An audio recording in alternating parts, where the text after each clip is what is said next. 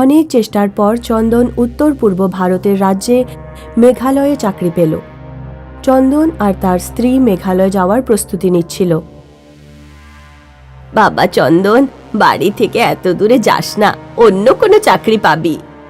না মা, সরকারি চাকরি এত সহজে কোথায় পাবো? আমি এই চাকরি হাত থেকে যেতে দিতে পারবো না। চন্দন ওর বউয়ের সঙ্গে মেঘালয় যায়। ওর ডিউটি একটা গ্রামের রেলওয়ে স্টেশনে ছিল। গিরিজা, আজ সন্ধেবেলা পায়েস করো, আমার খুব মিষ্টি খেতে ইচ্ছে করছে। চন্দন যখন ডিউটিতে চলে গেল, গির্জা পায়েসের জন্য দুধ আনতে বেরোলো। ও অনেক দোকান খুঁজল, কিন্তু কোথাও দুধ পেল না। আরে দাদা, এখানে কোনো ডেয়ারি আছে? না বোন, এই গ্রামে কোনো ডেয়ারি নেই। গির্জা তার প্রতিবেশীর বাড়ি গেল। দিদি, আমরা সদ্য এই গ্রামে এসেছি, আপনি আমাকে খানিকটা দুধ দিতে পারেন? না, এই গ্রামে কেউ দুধ ব্যবহার করে না। মানে এই গ্রামের মানুষ কি কোনো বিশেষ সম্প্রদায়ের, মানে যেখানে দুধ খাওয়া নিষেধ? না, তেমন কিছু না। তবে যখনই গ্রামে কেউ দুধ ব্যবহার করে, তখনই একটা পেতনি এখানে আসে, যে গ্রামের মানুষের মাথা কেটে নিয়ে যায়। তাই ভুল করেও দুধের কথা বলো না। আমার নাম শিলা। দুধ ছাড়া অন্য কিছু দরকার হলে আমাকে বলো।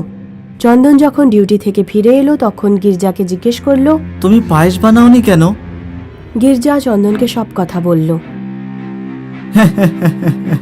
এই গ্রামের লোক মনে হয় পাগল। আমি কালই গ্রামের বাইরে থেকে দুধ নিয়ে আসব।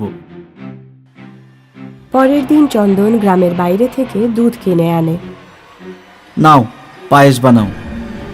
সেদিন রাতে চন্দন আর গির্জা নিজেদের ঘরে ঘুমিয়েছিল। তখনই গির্জার মাথায় এক ফোঁটা দুধ পড়ে।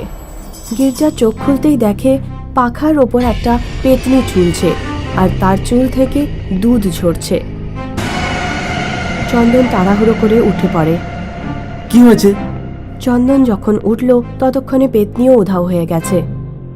আমি ফ্যানে একটা পেতনিকে দেখেছি, ওর চুল থেকে দুধ ঝরছিল। ওই দেখো, আমার মাথায় দুধের ফোঁটা লেগে আছে। তুমি শুধু শুধু দুধ নিয়ে এলে, আমরা কোনো মুশকিলে না পড়ি। কি আজে বাজে কথা বলছো? হয়তো কোনো ভয়ের স্বপ্ন দেখেছো। না না, স্বপ্ন নয়। স্বপ্নে কি সত্যি সত্যি দুধের ফোঁটা কি করে আসবে? অন্যদিকে প্রতিবেশী শিলার বর আনন্দ ডিউটি থেকে ফিরছিল। সে মদ খেয়েছিল। দেখো রাতে, আমি দেখবো এই রাতে, খুব জোরে টয়লেট পেয়েছে। আনন্দ একটা গাছের নিচে দাঁড়িয়ে টয়লেট করতে থাকে। তখন ওর ফোন বেজে ওঠে। ডার্লিং, প্রায় পৌঁছে গেছি। আনন্দের মাথায় দুধের ফোঁটা পড়ে। আনন্দ যখন ওপরে তাকায়, তখন গাছে একটা পেতনি ঝুলছিল, যে নিজের মুখ থেকে দুধ বের করছিল। কি হলো? হ্যালো হ্যালো হ্যালো, শুনছো? তুমি আমার কথা শুনতে পাচ্ছ? হ্যালো, কি হলো? সকালে যখন চন্দন অফিস যাচ্ছিল, তখন দেখলো রাস্তায় একটা গাছের কাছে খুব ভিড় ছিল। শিলা নিজের স্বামীর বাড়ির কাছে বসে কাঁদছিল। তার স্বামীর মাথা পাওয়া যাচ্ছিল না। পেতনি আমার স্বামীর মাথা নিয়ে গেছে, এখন আমি কি করব? আমরা না খেতে পেয়ে মরে যাব। গ্রামে নিশ্চয়ই কেউ দুধ ব্যবহার করেছে। চন্দন পা চালিয়ে এগিয়ে যায়। চন্দন ভাবতে থাকে যে সে দুধ ওই এনেছিল, তাই গ্রামে এই ঘটনা ঘটেছে। না না, এমন হতেই পারে না। চন্দন সেদিন অফিসে বসে তার স্ত্রীর জন্য চিন্তা করছিল। সন্ধেবেলা যখন গির্জা গত রাতের বেঁচে যাওয়া পায়েস গরম করছিল, তখনই কেউ ডোরবেল বাজালো। নিউজ পেপার বিল ম্যাডাম। এখনই আসছি। গির্জা যখন রান্নাঘরে ফেরত এলো, তখন দেখলো পেতনিটা একটা থালায় গরম পায়েস নিয়ে দাঁড়িয়ে আছে। পেতনিটা গরম গরম পায়েস গির্জার মুখে ছুঁড়ে মারল। গির্জার পুরো মুখ পুড়ে গেল। এই দেখো গ্রামবাসীরা, পায়েস এই লোকেদের জন্যই গ্রামে পেতনি এসেছে। আমি বারণ করা সত্ত্বেও ওরা পায়েস ব্যবহার করেছে। এত ভিড় কেন? এসবের জন্য তোমার বউ আর তুমিই দায়ী। একটা কথা ভাবো, যদি আমরা দুধ ব্যবহার নাও করি, তাহলে কতদিন তোমরা এই দুধ ছাড়া থাকবে বলো তো? আমাদের চেষ্টা করা উচিত যাতে আমরা ওই পেতনিটাকে মারতে পারি। ওই পেতনিটাকে মারার কিছু তো উপায় থাকবে। উপায় আছে, দিব্য ছুরি। দিব্য ছুরিটাকে পেতনির পেটে ঢুকিয়ে দিতে হবে, তবেই ও মরবে। কোথায় আছে দিব্য ছুরি? দিব্য ছুরি তো মন্দিরে আছে, কিন্তু কঠিন এটাই, দিব্য ছুরি পেতনির পেটে ঢোকাবেটা কে? পেতনিটাকে সবাই ভয় পায়, ও লোকের মাথা নিজের সাথে নিয়ে যায় আর বডি রেখে যায়। আমি পেতনিটার পেটে ছুরি ঢোকাবো। আমি আপনাকে সাহায্য করব। ওই রাতে চন্দন বাইরে থেকে অনেকগুলো দুধ নিয়ে এলো আর গিরিজা দুধ দিয়ে অনেকগুলো জিনিস বানালো, মিষ্টি, পায়েস, দই, নানান জিনিস। তখনই পেতনি ওখানে চলে আসে। তাহলে তোমরা মানবে না? পেতনি গির্জার দিকে এগোয়। প্ল্যান মতো চন্দন বড় মোটা চাদর পেতনিটার মাথায় ছুঁড়ে দেয়। তারপর চন্দন পেতনিটার কাছে আসে আর ও পেতনিটার পেটে দিব্য ছুরি ঢুকিয়ে দেয়। পেতনি মরতেই গির্জার পোড়া মুখ ঠিক হয়ে যায় আর যাদের পেতনিটা মেরেছিল তারা সবাই বেঁচে ফিরে আসে। সাগরের ট্রান্সফার একটা রিমোট জায়গায় হয়েছিল। সে নিজের স্ত্রী আর বাচ্চা নিয়ে নতুন বাড়িতে শিফট করছিল। এই জায়গাটা কি সুন্দর না মা? দূরে অবধি পাহাড় আর জঙ্গল ছড়িয়ে আছে, এমন মনে হয় আমরা যেন কোনো টুরিস্ট স্পটে চলে এসেছি। কোথাও একা ঘুরতে যাস না, বুঝলি? ভূতে আবার ধরে নিয়ে যাবে তোকে। তুই নিজের খেয়াল রাখ, আমার চিন্তা ছাড়, আমি তোর মতো ভীতু নই। রোহন, মারিয়া, তোরা দুজন আবার ঝগড়া শুরু করলি? কাল তোমরা নতুন স্কুলে যাবে, তার প্রস্তুতি নাও। গৌরী এতদিন মহানগরে থাকতো আর সেখানকার জীবনে অভ্যস্ত ছিল। ওর সারা বাড়ির কাজকর্ম করার খুব কষ্ট হতো। যদি এখানে কোনো কাজের মেয়ে পেতাম, আমি একা একা কাজ করতে করতে পাগল হয়ে যাব। গৌরী তখন দরজায় খটখটের আওয়াজ শুনতে পেল। আসছি। গৌরী যখন দরজা খুলল তখনও বাইরে একজন মহিলাকে দেখল। আমার নাম লক্ষ্মী, আপনার এখানে কোনো কাজের লোক দরকার? অদ্ভুত ব্যাপার, আমি কাজের মেয়ের কথা ভাবছিলাম। তোমাকে কে বললো আমার কাজের লোকের দরকার? কেউ আমাকে বলেনি, আমি কাল রাত আপনাদের এখানে দেখলাম, বুঝতে পারলাম শহর থেকে কিছু লোক এখানে থাকতে এসেছে, হয়তো তাদের কাজের লোকের দরকার পড়বে। হ্যাঁ, আমার দরকার তো আছে। ঠিক আছে, তুমি আজ থেকে আমার সাথে কাজ করতে শুরু করো। কিচেন কোন দিকে? ওহো সরি, আমি তো ভুলেই গেছিলাম। আসলে নতুন বাড়ি তো, ওই জন্য খেয়ালই নেই। কিন্তু ও কি করে জানলো যে যে কিচেন ডান দিকে রয়েছে? শোনো লক্ষ্মী, তুমি কি করে জানলে যে কিচেন ডান দিকে? কয়েক বছর আগে একজন সাহেব এখানে থাকতেন, তো আমি তার কাছে কাজ করেছিলাম, তাই এই বাড়ির আনাজ কানাজ সব চিনি।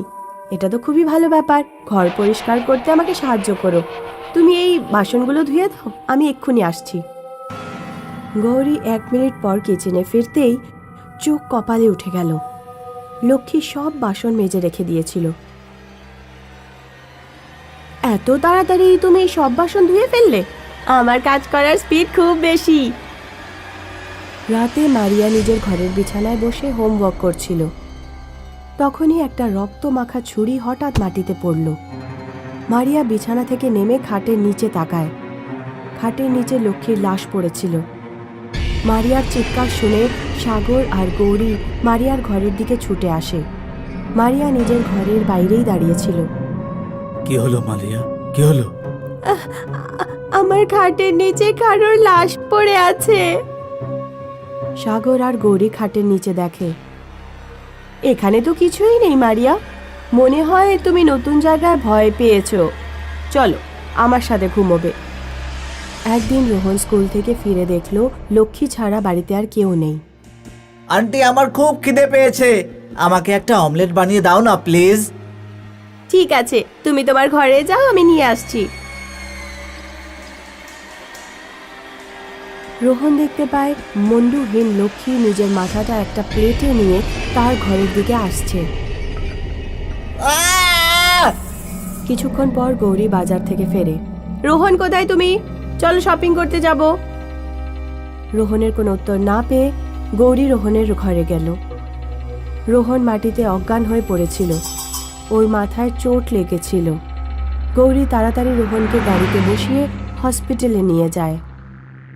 ভয় পাওয়ার কিছু নেই, হয়তো আপনার ছেলে মাটিতে পড়ে গিয়েছিল, তাই মাথায় চোট লেগে গিয়েছিল, একটু কিছুদিনে ঠিক হয়ে যাবে। হে ভগবান, এসব কি হচ্ছে? ওদিকে সাগর ডিউটি থেকে বাড়ি ফেরে। ছেলে মেয়েরা কোথায়? বাচ্চারা বাইরে খেলতে গেছে। সাগর গৌরীকে কোলে তুলে নেয়। অনেকদিন পর বাড়িতে তোমাকে আমি একা পেলাম। সাগর জানতো না যে গৌরীর রূপে আসলে লক্ষ্মী ছিল। আসল গৌরী তখন বাড়ি ফিরছিল। তার সঙ্গে এক মহিলার দেখা হয়। কি হলো? কিছুক্ষণ আগে দেখলাম আপনি আপনার ছেলেকে হাসপাতালে নিয়ে যাচ্ছেন। হ্যাঁ, আমরা কিছুদিন আগেই নতুন বাড়িতে এসেছি। আমাদের বাড়িতে আশ্চর্য সব ঘটনা ঘটছে। বাচ্চারা ভয়ে আছে। আমার ছেলেকে আজ কিভাবে চোট লেগে গেছে। আপনি কি আশেপাশেই থাকেন? হ্যাঁ, ওই সামনের বাড়িটা যেটা দেখছেন না, ওটা আমাদের। আপনার বাড়িতে কে কে আছে? আমি, আমার 2 ছেলে মেয়ে, আমার স্বামী আর একটা কাজের মেয়েকেও রেখেছি আমরা। লক্ষ্মী, হয়তো আপনি ওকে চেনেন। লক্ষ্মী? হ্যাঁ, লক্ষ্মী, যে খুব তাড়াতাড়ি কাজ করে। কিন্তু লক্ষ্মী তো 20 বছর আগেই মারা গেছে। 20 বছর আগে একজন সাহেব এই বাড়িতে থাকতো। তার নিজের স্ত্রীর সাথে প্রায়ই ঝগড়া হতো। লক্ষ্মী ওই সাহেবের ওখানে কাজ করত। লক্ষ্মী সাহেবের প্রেমে পড়ে যায়। ব্যাস, হয়তো সাহেবও লক্ষ্মীকে প্রেম করত। যখন এই কথাটা স্ত্রী জানতে পারলো, তখন সে একদিন লক্ষ্মীকে খুন করে দেয়। লক্ষ্মী গরিব ছিল, তাই তার হয়ে কেউ কথা বলেনি। ওর আত্মা আজও এই বাড়িতে ঘুরে বেড়ায়, যেটাই আপনারা থাকছেন। গৌরী বাড়ির দিকে ছোটে। সাগর আহত অবস্থায় টলতে টলতে বাড়ির বাইরে আসছিল। পালাও এখান থেকে, ভেতরে কোনো পেতনি আছে, ও তোমার রূপ ধরে আছে, ও তোমাকে মেরেই ফেলেছিল। অনেক কষ্টে বেঁচে এসেছি, পালাও এখান থেকে, পালাও। সাগর আর গৌরী ছেলে মেয়েদের নিয়ে ওই বাড়ি থেকে দূরে চলে যায়। যাওয়ার আগে ওরা দরজায় একটা পোস্টার লাগিয়ে যায়।